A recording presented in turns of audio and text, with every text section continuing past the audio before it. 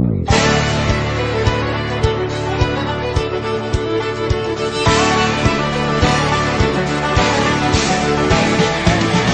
spent last night in the arms of a girl in Louisiana, and though I'm out on the highway, my thoughts are still with her.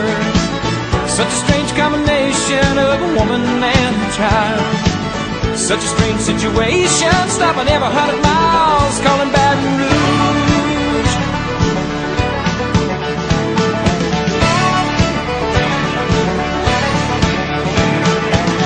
A replay of last night's events rolled through my mind, except a scene or two erased by sweet red wine.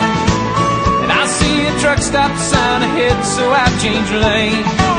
I need a cup of coffee and a couple dollars change, calling Baton Rouge.